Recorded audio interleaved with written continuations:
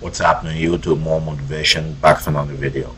So today we'll talk about why it's detrimental, yes I said it, detrimental to eat too clean and the side effects it may have.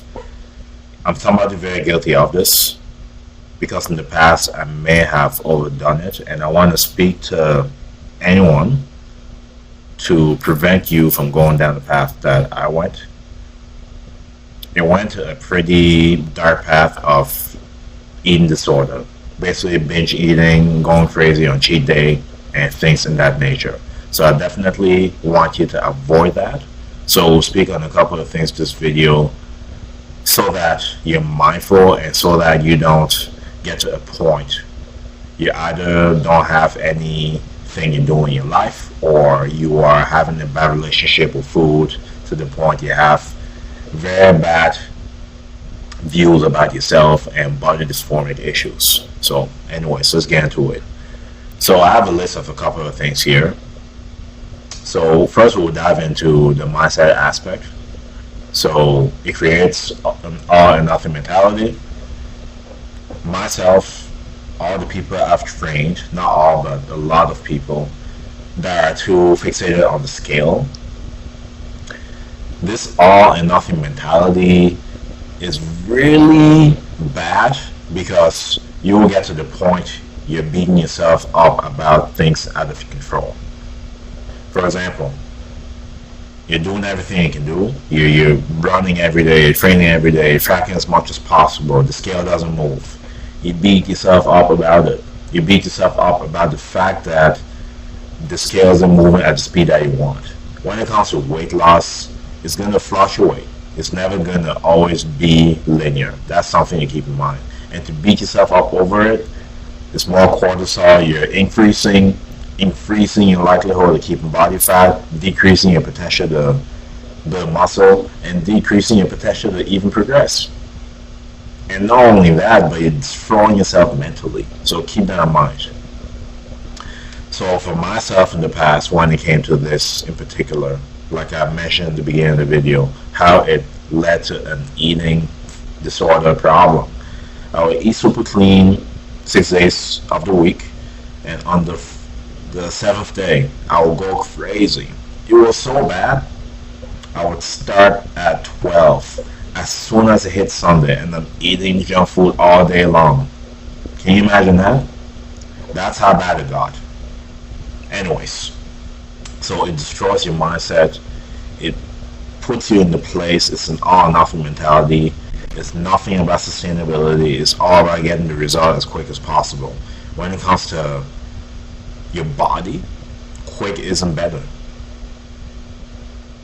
Progress is good, but not quick progress. Believe me. If you're losing weight quickly, you're losing muscle, fat, and water. Something you don't want.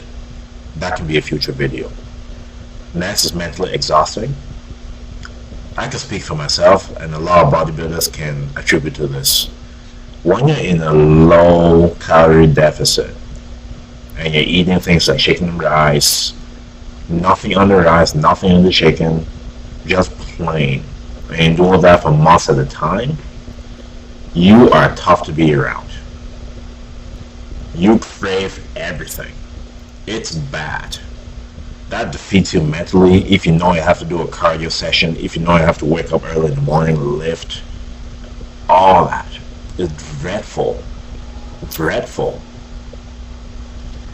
I remember somebody, I'm not going to say from where and where I'm at, just for privacy purposes. This person was 350 pounds. I think it was over that. Anyways, this person went on a chicken and rice diet for like a year or something. This person got down to 185, jacked, looked great. Guess what? This person gained most of that weight back. They're close to 400 pounds now. They did great by getting themselves back in shape, but they did it in an unsustainable way.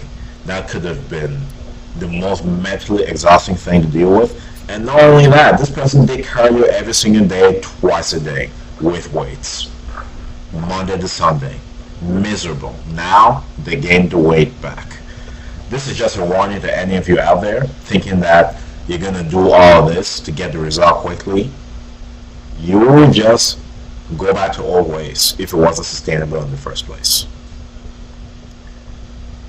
The third one, you avoid social situations. I know for me, at a certain point, I wasn't even going to eat gum. Yeah. Anything everybody else had and I wanted, nope. I was strict to the strict diet. And then on Sunday at 12, I'll splurge for the whole day until the 12th the next day. And it took me to the Wednesday to get back to normal because my stomach was so big from all the junk food I was eating. 10,000 calorie challenges, 5,000 calorie meals. You name it, I did it. That's how bad it was.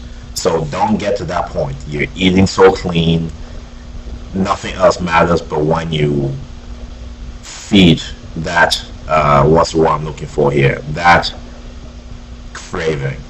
Because that's what it does. It creates a bad relationship with food. It really does. For long term, it's not realistic. Whenever you're setting a goal fitness wise, think about what you do in your 50s, 60s, 70s, 80s, 90s. Pray to God you get to that point. Pray to God I get to that point. If you're not going to be doing it at those ages, why are you doing it? It's not sustainable. It's not about hitting the goal quickly. It's about making it a journey. Making it something that you look forward to. Making it something that you're proud of. Getting it quickly is not the goal. Getting in shape shouldn't be a headache. Right? Next, you might miss out on key nutrition. And I would definitely say facts with this one because a lot of individuals will get to the point they're doing vegetarian, they're doing keto, they're doing the watermelon diet, they're cutting a bunch of macronutrients that the body needs. Eat carbohydrates, eat your fats, eat your proteins, eat your vegetables, eat your fruits, eat what God made. It's a different story if you want to eat processed foods, but if you have an 80-20 rule, 20% of the time, don't exceed that number. Have your treats here and there. But don't take it out of control. Cutting out macronutrients, not necessary. Not necessary. So what you should do instead, implement the 80-20 rule like I said before. Making sure 80% of the time you're eating as well as possible. Home cooked meals. The plate should be colorful with protein, fats, carbs. Don't exclude macronutrients. And 20% of the time, have your treat. You know, have your treat. Next, focus on portion, not perfection. So what I actually encourage is for you to track your food for the first 6 months to 12 months to know what you're putting in your body. Afterwards, you can know how to portion.